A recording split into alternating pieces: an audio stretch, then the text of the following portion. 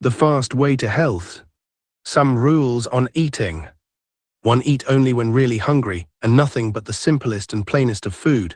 Do not eat anything at all if it is necessary to excite the appetite with condiments, spices, etc. The body can never be hungry for a pickle, but can only be excited by it. Hunger and appetite are really very different, and one must not be mistaken for the other. 2. Do not eat if you are tired, but first of all refresh yourself with rest, as you will only be hungry when you are strong and well poised. Although appetite may exist for food because of tasty-looking dishes, the food that you eat when in an exhausted condition will only act as a poison to you because you will not have enough energy to digest it. 3. When exercise is taken before a meal, there should always be a sufficient period of relaxation before commencing to eat. 4. Regularity of meals is important, as the digestive organs seem to function much better if accustomed to periodical rest and work. 5. 3. Well-balanced meals seems to be the best rule to follow, unless assimilation is so perfect that 2 meals are sufficient. In that event, it is best to omit the noonday meal and use only breakfast and dinner, making 2 fast periods of 12 hours each. 6. Each meal should be made as simple as possible and with the smallest number of combinations of foodstuffs. Variety may be introduced at the different meals, however, so as not to repeat a certain food unless especially preferred. 7. Drinking water during the meal or afterwards is allowable if the food is not washed down with the liquid. If there is much thirst, it will be well to check up on your salt ration, as those who use plenty of leafy green vegetables will generally find sufficient water in their food, unless too much salt is taken. 8. Eat only when feeling well, and never when suffering from nausea, pain, headache, fever, or any distressing or discomforting symptom of disease. Many serious ailments will never have an opportunity of developing if this rule is followed at the first sign of approaching danger. Whenever it seems necessary to miss a meal or two, remember to take 1 or 2 enemies, in order to cleanse the colon from fecal matter which will accumulate because of the absence of material in the intestines from meals which have been missed, and which if eaten would have helped to evacuate the accumulation of feces. 9. Serve yourself with only a small amount of each article of food, so that you may keep your combinations correct and not overeat of any particular food. Do not fear that you will be insufficiently nourished if the proper kind of food is eaten. Not more than 1/2 the amount of food at the ordinary meal is really necessary, and the rest we eat at our peril. In all my experience, I do not know of a single case of a patient who suffered because too small an amount of food was eaten, provided the food actually taken was of the proper class and quality needed for the body. 10. Dislike for a certain article of food or certain mental or ethical objections must be considered, and the substitution of another kind of nourishment of the same class is often necessary until the person is able to overcome this mental handicap. 11. Mastication of the starches is especially important, since mouth digestion is absolutely essential to bring about the chemical changes necessary for the proper assimilation of starches. In addition, all food will be digested more thoroughly from the enjoyment of the taste produced when there has been proper mastication. 12. Use only such an amount of starch as the body can build into heat and energy, as any surplus which cannot be consumed in the physiological processes will be a handicap to the body and the cause of many diseases. 13. An ample amount of protein in the daily fare is of the utmost importance in order to effect repairs in the cell structures and muscles, and to bring about the necessary changes in the cells themselves. These cells cannot be replaced or built up with any other substance such as starch, any more than the worn-out parts of an engine can be replaced with gasoline. 14. Be sure to have enough roughage in the diet, as the more concentrated food materials are more easily digested and assimilated in this element, and its presence ensures sufficient bulk for suitable intestinal elimination of waste and toxic substances. You will find it almost impossible to overeat on this class of food, whereas great care must be exercised in regulating the amount of such foods as proteins and starches. 15. Uncooked salad vegetables are as essential to the body as the foundation stones are to a beautiful mansion, for the vital organic minerals are to be found only in these foods in any appreciable quantity.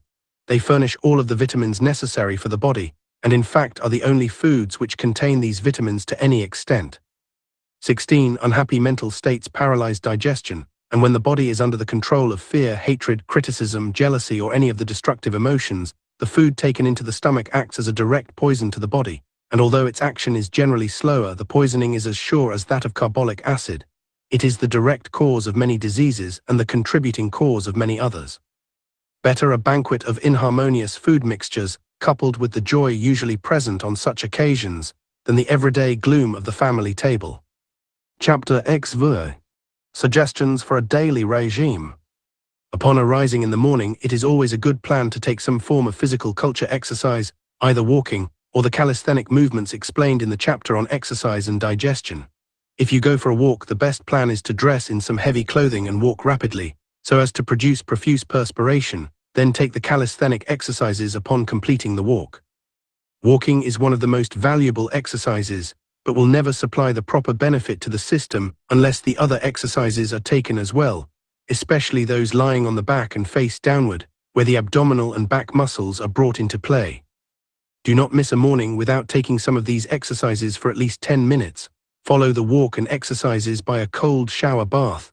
After this is the proper time for a man to shave himself and dress for the day, and for a woman to dress herself and get ready to prepare breakfast. The breakfast may consist of any of those combinations suggested in the chapter on menus, or any other combination of food on the lines laid down which it may be more convenient to use at the time. It is of course permissible to use the combinations suggested for lunch or the evening meal at breakfast time, simply changing the places of the different meals.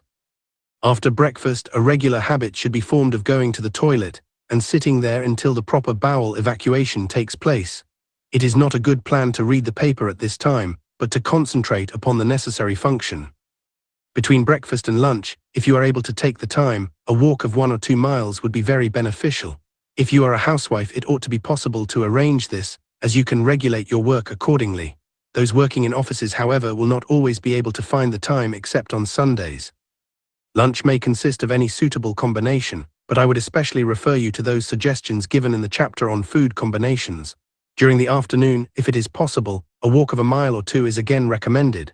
Those men who are working in offices will find that after work in the evening is the best time for the hardest physical exercises, which should be taken at this time.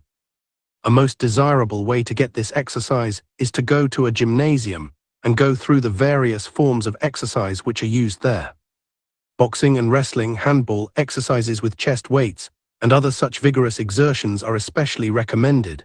In almost any city nowadays there is a gymnasium of some kind with a competent physical instructor in charge who can, if need be, give private instruction in exercises with the different kinds of apparatus available. You need allow only about an hour for this exercising, including dressing and undressing, and if this is taken 3 times a week, it will help you very greatly in keeping well, and will allow you to use a larger variety of food and a more generous diet.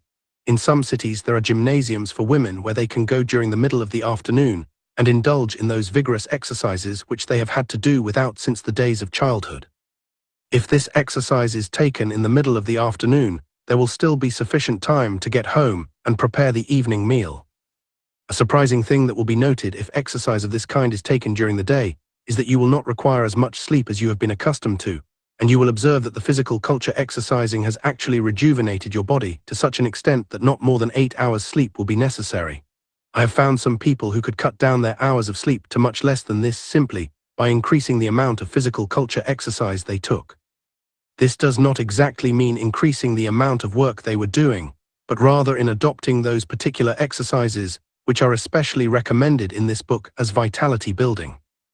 Dinner may consist of any food which is used in proper combination, but I usually advise what I call the protid meal in the evening, consisting of 1 protid food, 1 or more non-starchy cooked vegetables, a salad of raw vegetables, and sometimes a dessert of stewed fruit. This kind of meal seems to digest more readily in the evening than any other, and may be taken more freely without any bad consequences by those troubled with insomnia or asthma, disorders in which a meal in the evening seems to interfere with sleep. However, if it is desirable, a starchy meal may be used in place of a protid meal. Some evenings should be spent at home reading and studying, but a certain number should also be devoted each week to attending entertainments and amusements such as picture shows, theaters, lectures, etc. It is a good plan to set aside certain evenings in the week to do this, even though you feel inclined to stay at home every night. The outside association will be of great benefit to you, and your interest in pleasurable amusements will really assist in digestion and be an aid in the cultivation of more perfect health. Before retiring each night, the same exercises should be taken that are taken before breakfast in the morning. These exercises should be completed in 10 or 15 minutes, followed by a warm shower bath. Sometimes it is the best plan to sit in an easy chair and read for a few minutes before going to bed after taking your bath, as the exercises and bath will often improve circulation to the extent that you will not be able to go to sleep easily, whereas if you relax and read for a few minutes, you will be able to drop immediately into a refreshing slumber. When you do go to sleep, be sure that it is with the belief that you will waken up with abundant strength and vitality. Keep that thought constantly in mind as you are going to sleep, and do not make the mistake of giving yourself such bad suggestions as the following: I am so tired, I can hardly undress, I am so tired, I feel exhausted, I have had such a hard day's work, I am all in. If you go to bed with these thoughts on your mind, as sure as the sun rises you will awaken in the morning with the same tired feeling that you went to bed with, while if you go to sleep with the constant thought of increased strength, repeating over and over to yourself such words as strength, power, vitality, you will find you will be much more refreshed from the sleep you enjoyed, during which time the mind was unconsciously dwelling upon these good suggestions. This is a very essential point indeed, and I assure you I would not mention it here unless I considered it very valuable. Chapter 18. Bathing. I believe it is advisable to take some kind of bath once or twice daily, in order to keep the pores of the skin cleansed and free from the impurities of the body which are thrown out through them. The best kind of bath for all purposes is the shower bath. If you do not have a built shower bath in your home, an attachment may be purchased at the drugstore at a nominal sum, which can be connected to an ordinary faucet in the bathtub, and which will provide you with an excellent form of shower bath. You can squat down in the tub and spray your entire body with a stream of warm water, soaping afterwards if desired and washing off again with cold water. At least 1 or 2 of these baths should be taken daily, and if exercises are taken morning and night, they should always be followed by a warm or preferably cold shower bath. I want to take this opportunity to condemn especially the ordinary tub bath where the bather sits or lies in a tub of hot water and tries to soak the dirt out of the pores, only succeeding in retarding their activity by making them more lifeless through the effect of the warm soapy water. From experiments I have made, I am convinced that lying in a tub of warm water which has been heated in the hot water heater is devitalizing to the human body. It seems that the magnetism of the body is carried off in the water, and this devitalized hot water, by absorbing the bodily energies, really reduces the hather to exhaustion. This is not the case when bathing in cold water or natural running water, when the body seems to be in many cases re-energized or strengthened by such bathing. Mineral water baths can be had at natural mineral springs, where the water issues from the ground at different temperatures. These waters contain different kinds of alkalis, and their curative effect depends entirely upon the fact that some of the acidity of the body is counteracted by both bathing in and drinking this water. Its good effects are usually only temporary, and precisely the same effects could be secured if the bather would use his own bathtub and simply add Epsom salts and bicarbonate of soda to the water. I do not especially recommend this as a treatment, but in some cases of rheumatism and kindred ailments, relief will often be found in an immersion in warm water to which has been added either Epsom salts or soda, or both. These baths are only to be taken as an emergency relief and should not be continued for any length of time. Sitz baths are taken in either hot or cold water by sitting in about 7 or 8 inches of water in the bathtub. The hot sitz bath is the one most commonly used to relieve congestion in any of the pelvic organs, such as is present in cystitis, inflammation of the womb or ovaries, or in prostatic troubles. The water should be made as hot as it is possible to endure, and the bath should last from 5 to 10 minutes, or at any rate until the skin becomes quite red. The feet may be kept in the water at the same time as the hips, but the other parts of the body should not be wet if you wish to secure the local effect through the pelvis. Internal bathing, or enemas, I consider to be the most effective single remedy with which I am familiar that can be used in almost every acute or chronic disease. When I get an emergency call in a case of sickness, I always advise an enema to be administered at once, and after giving such advice over the telephone, I usually find that by the time I make the call the patient has recovered, at least to some extent, through this simple method of treatment. Not only are poisons in the intestines removed by the enema, but any nerve centers in the abdomen, such as are found around the uterus, ovaries, or rectum, will be instantly relieved from the pressure of the accumulated feces or gas if the enema is taken correctly and brings about satisfactory results. The apparatus used for administering an enema may be purchased in any drug store, and consists of a rubber bag or enameled can to which is attached a long rubber tube with an attachment at the end for inserting into the rectum. The container should be hung up on the wall about 4 or 5 feet above the floor, so that the water will flow by gravity. The best position to assume in taking the enema is what is called the knee-chest position, where the patient kneels on the floor with the hips elevated, and at the same time rests the chest against the floor. The ordinary enema should be of warm water, and usually 1 quart is sufficient. The water should be allowed to flow in very slowly while the patient is in the knee-chest position. It may even be necessary to pinch the tube off occasionally so that the water runs for a few seconds and is then stopped, and the intestine allowed to take care of the water which has been accumulated within it. The tube may then be released, and a small amount of water again allowed to run, and then stopped once more and a rest taken. After the entire quart is in the intestines, the tube should be removed, and the patient should then lie on the back on the floor and churn the stomach up and down vigorously so that the water will be well mixed with the feces all through the large colon. After about 5 minutes in this position, the water may then be expelled while sitting on the toilet, but great care should be exercised in allowing the water to escape only very slowly, so that the delicate rectal membranes are not injured by the forced rapid expulsion of feces and water, which is often made more violent by intestinal gases which are pressing the contents of the intestines out. These enemies may be taken when constipated or whenever you are feeling ill from any cause, as it is most remarkable how different kinds of ailments will be relieved by this procedure, even though you may not understand why such an effect should be produced. You have reached the end of the document.